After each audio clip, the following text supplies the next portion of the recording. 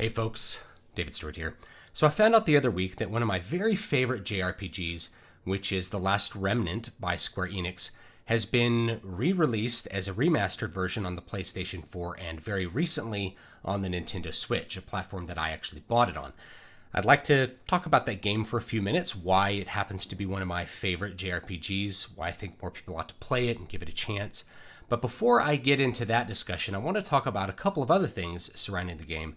Specifically, the fact that it is being labeled as a remaster, which I think stretches the word remaster a little bit far, and also the problem with the game seeming to find an audience in the West. The fact that the game has never really gotten a fair shake from Western game journalists. This has actually been a problem back when it was released. There were very few reviews of the game. I remember before the game came out, there was some discussion of it that this game was going to be targeted towards Western audiences. They licensed the Unreal 3 engine to make this game. I don't really know why. Square Enix has always done their own engines, and it's always done pretty well, but they licensed the Unreal 3 engine as if the West cares about the Unreal 3 engine. I'm not really sure what the press surrounding that was about. But the game released, and there was only a few reviews that came out for it, and most of them were middling to bad. And one of the things that I realized about the game after I started playing it is that game journalists didn't really understand how to play the game, which is saying something because the game really holds your hand as far as how you ought to be playing it. And the deeper mechanics can be explored or not explored depending on how you want to play the game. You could play the game without really understanding how to play it and get fairly consistently towards the end, though you probably won't be able to farm a lot of the rare bosses or get to any of the secret ultra hard bosses, but you could complete the game without having a deep knowledge of the systems. But what was very surprising to me is even now, if I go Google it, I saw an article that's, I'm so many hours into The Last Remnant and I still have no idea what's going on, which says to me that Western game journalists don't really understand how to play games, especially not RPGs and probably especially not JRPGs. I understand that the fandom that surrounds Japanese RPGs might be more specific than the general console playing audience. But when I see review after review of Western game journalists from people who didn't understand the battle system when it's explained in the game, when you encounter a new mechanic, there's a little box that pops up that explains that mechanic to you. The fact that there's game journalists that do this makes me go back to the old cliche that game journalists are gamers who don't know how to play games. It reminds me of all the game journalists complaining about the difficulty levels of games like Dark Souls and Sekiro and anything from Software or even Super Meat Boy or Cuphead, that it's like ableist or it's, I paid for the game, I should be able to see the content. And my response is, well, you should get better at playing games. I would not complain that I couldn't complete Bloodborne or I didn't have the time to complete Bloodborne, which I didn't. That's not on the people who designed Bloodborne. They designed the experience for it to be of a certain difficulty and to reward you for getting better at the game and learning how to overcome the challenges that are in it. And Last Remnant is similar, and really similar to a lot of JRPGs. There's one line of playing the game where you can get to the final boss and complete the game. And then there are multiple levels above that. There are more difficult bosses you can complete along the way. And Last Remnant even has 7 kind of secret ultra hard bosses that you can go through and beat. Now, to the credit of some of the game journalists, some of the things in the game are not explained all that well and really don't operate in an intuitive manner. The main one is battle rank. When you see your battle rank, you think that that is like your level, like in other RPGs, where as your level goes up, your power increases. But in reality, it's like the Elder Scrolls IV Oblivion, where the level represents the power of the world, and your power is really something independent from that. So in The Last Remnant, your battle rank determines how difficult the monsters are out in the world, and what determines your power is the stats and the skill levels of all of the different units within your party.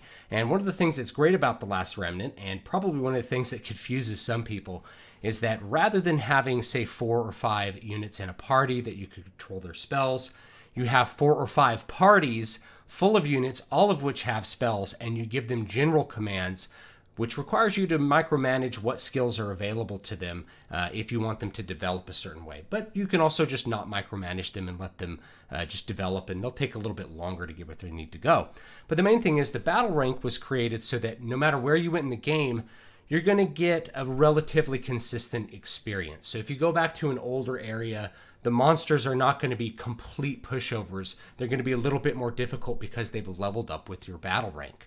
The problem with battle rank is that people didn't understand the way it worked because they're used to thinking of it as a level, and so they'd go out and grind up their battle rank without improving their characters in their party, thus making the game harder without any reason for it to be harder.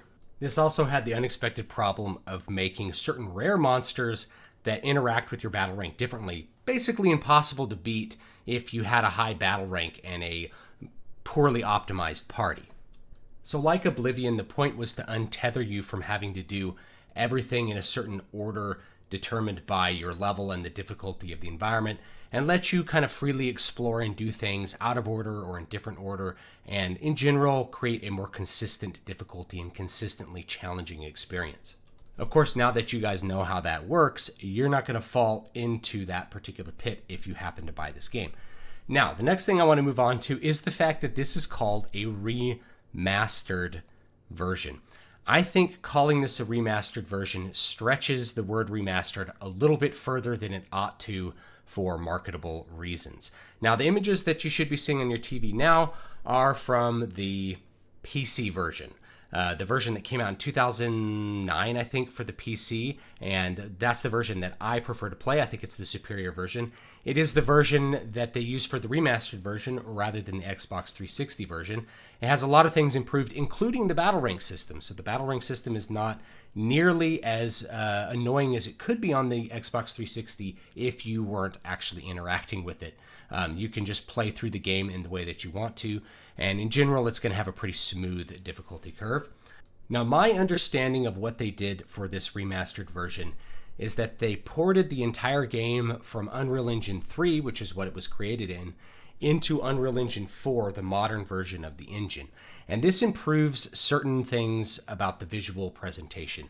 Mainly the dynamic range and the lighting across characters is superior to the Unreal Engine 3 version.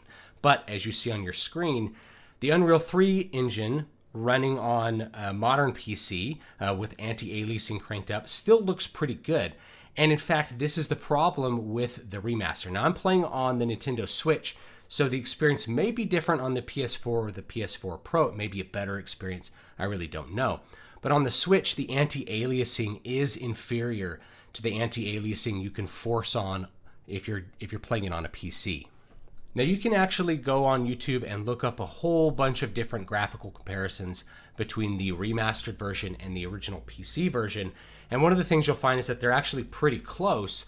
But I also think that they fall into, with this remastered version, a little bit of the pitfalls of the modern approach towards graphical fidelity, which is fidelity of textures, of lighting details, at the expense of things like anti-aliasing, which make the entire image feel smoother and more well-defined. So what you get are jagged outlines between, a character and their background, and that's very apparent in the Switch version that I played. In fact, I might actually go so far as to say the PC version running on an actual capable PC with anti-aliasing forced on is the superior experience to the remastered version in terms of graphical fidelity, and that's just because the anti-aliasing makes everything so much smoother and less jagged.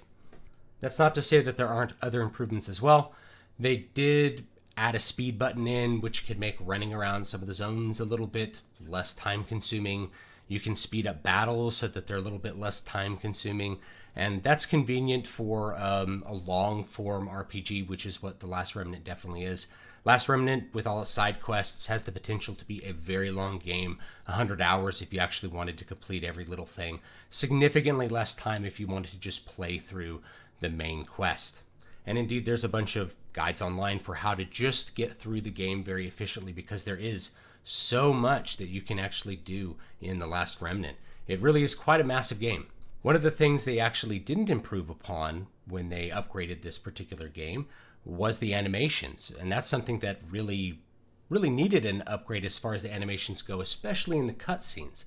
The animations, like a lot of games that were rendered in the Unreal 3 engine, are very herky-jerky and a little bit unnatural. This is actually typical for a lot of games released in the mid-aughts. And so Last Remnant really doesn't stand out as particularly bad in that category. It's only bad compared to modern releases. So you'll see that the characters in a cutscene, which are live rendered in the engine, will walk up and turn their head, and then their body moves, and it's all a little bit uncanny valley, if you will.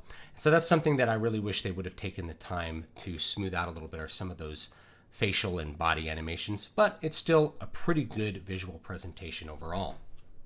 There are some other things to mention regarding the remastered version as well. One of those is that there is no option for turning on the original Japanese voices in the regular game.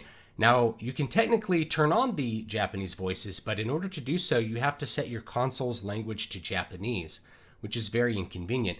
I bring this up because the English voiceovers are not that bad. They're quite melodramatic, especially considering the quality of voiceovers that we've had since this game was released. They're not bad for the time that the game came out, but the Japanese versions do sound superior. I think the voices more closely match the characters, their attitudes, things like that. And the localization of the dialogue is a little too idiomatic. Sometimes the things that Rush, the main character, says, or the things that Emma says, are a little too cliched. It's like somebody tried to copy something out of an 80s movie. And it feels a little forced, a little hammy. And if you have the subtitled Japanese version, it's a little bit better experience, I think. I'm a bigger fan of the Japanese voices. I don't really speak Japanese, though, so keep that in mind. I'm mostly talking about the vocal quality and the emotional delivery of the lines rather than the actual choice of the words and how they happen to sound in Japanese. Nevertheless, I still enjoy the English voiceover. I'm playing it in English right now, and it's really not a bad experience at all, especially after you get through the first cutscenes. First cutscenes are a little bit hammy, but they actually get a little bit better as you go further in the game. The last thing I want to mention about the remaster is that it is a digital-only game, which means you can't buy a physical copy and have it for the future. And it's also only $20, and that's a pretty reasonable price. However, the game has been removed from Steam. So the original PC version, which I think looks actually a little bit better because of the fact that you can put on anti-aliasing and probably run some other mods that further increase the fidelity of the game. That version of the game, you don't have the option to buy anymore. They took it off the shop at the end of 2018 so that they can have these console re-releases. And eventually they may release it on Steam, but for now, it's unfortunate that you don't have the option to play it on your PC. If history is going to repeat itself, then Square Enix will likely release it on Steam in a couple of months. They tend to release things first on console and then later on the PC. So if you are a PC gamer, chances are you'll still be able to get this game. But if not, if you don't want to wait, if you could find a cheap version of the PC version, I think that that is a great version of the game to play. Now, I want to take some time and talk about why I happen to like this game so much. This game actually, I think, does a great job across the field of its presentation. I think aesthetically, it's a really beautiful game to look at. It was a great game to look at when it came out, and it remains a great game despite the fact that fidelity overall has increased over the last few years. This is still a game that is pretty to look at, full of pretty characters that are well proportioned, that look real, and I will say the improved lighting on the remastered version makes the characters at least look more lifelike with their faces. Aesthetically, I think it takes after Final Fantasy XII a lot, and I'm a big fan of the aesthetics of Final Fantasy XII. The armor looks somewhat similar to Final Fantasy XII, the environments, the approach to the cities and the way that they're presented visually, all of those are reminiscent of Final Fantasy XII. What you get, though, is an increase in fidelity with the generation between PS2 and Xbox 360. Xbox 360 was when games, I felt like really started to be high fidelity, if you will. Really were hi-fi because of the increase to HD resolution. So the cities look sharper, they're bigger, they're beautiful, they're grander. The spell effects are a lot like Final Fantasy XII with those weird rainbowy kind of effects that happen, the rainbowy text. It all feels like the next step of Final Fantasy XII aesthetically, and I really appreciate that because I really love the aesthetics of Final Fantasy XII as well. In terms of music, the music of The Last Remnant is some of my favorite video game music of all time. The music is really outstanding. It's a soundtrack that I would listen to just on its own.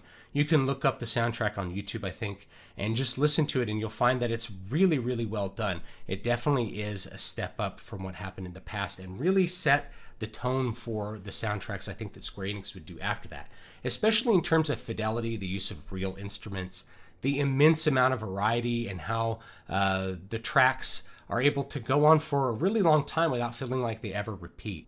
It really is one of my very favorite video game soundtracks. The story of the game, I think, is quite interesting, particularly when you consider the depth of the setting and how original the setting is and the way that they approached it.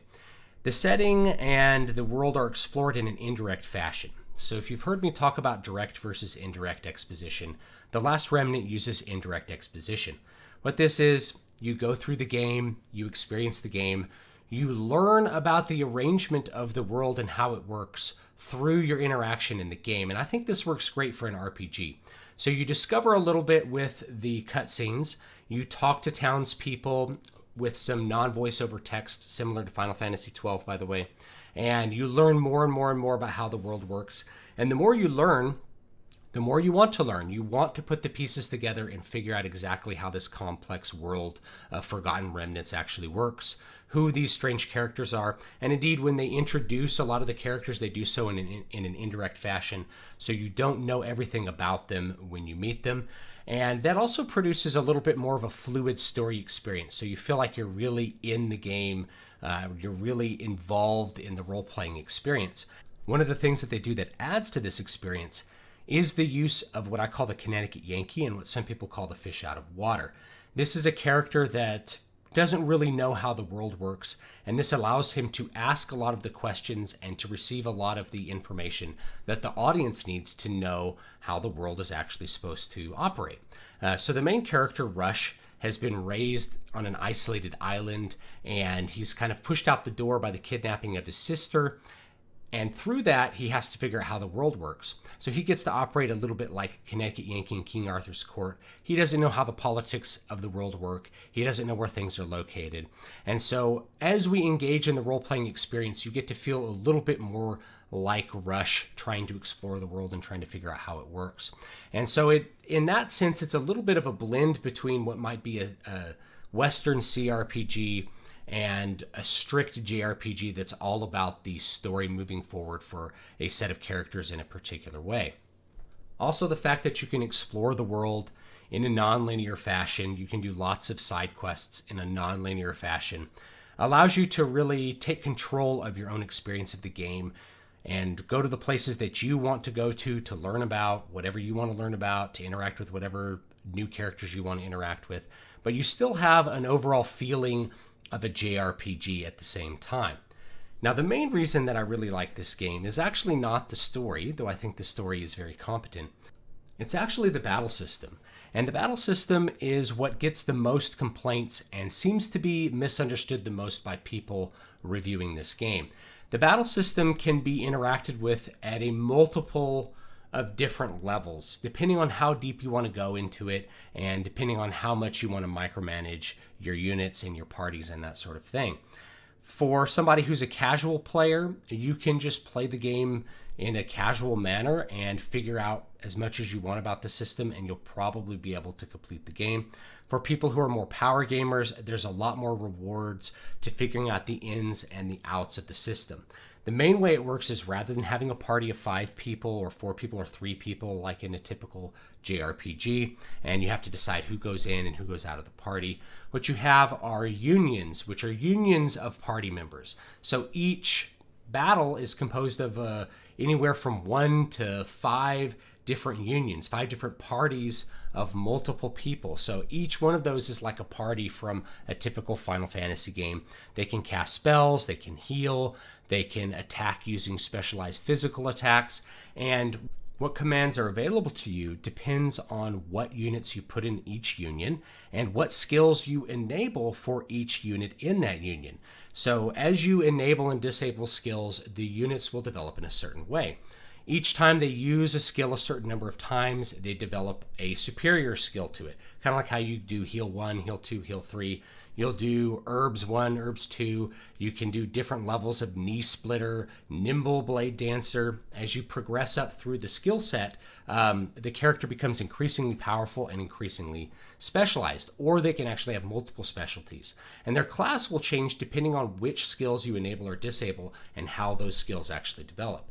So as you play the game and as you organize each union of your massive battle army to have a specialized role or to be a generalist, depending on how you want to set it up. I tend to do generalist unions rather than specialized unions. Depending on how you set it up, you'll see that they get better and better and better at what they do, and you become more and more able to overcome the challenges of the game.